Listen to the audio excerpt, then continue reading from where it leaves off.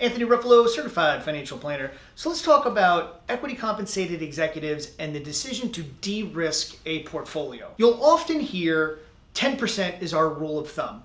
I don't believe in rules of thumb. We at the firm, we do not believe in rules of thumb. What we believe in is independent thought and independent analysis based on your individual situation. The goal is to arrive at what is appropriate for you. We have many instances when executives, they'll hold 30-40% of their net worth in one individual equity position, and that is completely fine and that is completely acceptable. It is not without risk, but it is acceptable relative to their personal net worth and what they want for future retirement income. Here are some questions that we dive into. Do you plan on selling your concentrated equity position and using it to generate retirement income? Do you know how much retirement income you even need? Have you completed a retirement income plan? How does your concentrated equity position play into the need for retirement income? If you do plan on using the sale of your concentrated equity position for retirement income, what percentage of your retirement income will be generated from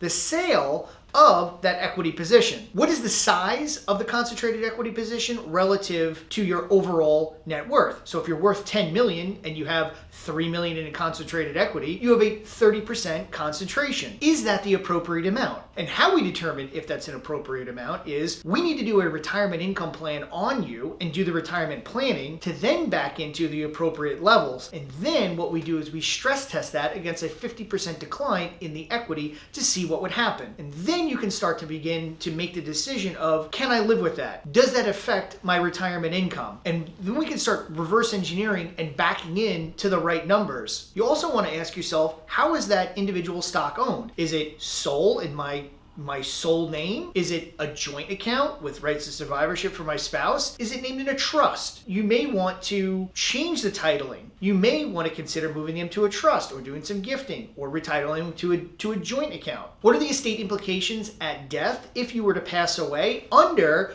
how your assets are currently titled? Very important. If you do make the decision to start de-risking, what are the income taxes of the gains? Is it short-term? Is it long-term? Will you be subject to the net investment income tax? Those need to be planned appropriately as you de-risk if you determine we indeed do want to de-risk. Those are just some of the questions that we ask as we begin to delve into your unique situation. So we don't just give blanket advice that says, yeah, 10% is too much. Over 10% is too much. This doesn't make sense. So we start to ask those questions and delve into your situation. And what we do is really simple. What we're going to do is we're going to back into an acceptable amount of concentrated equity, single stock position that's appropriate for you to hold based on your individual situation after we stress test it. Thanks for watching. Hopefully you find that helpful.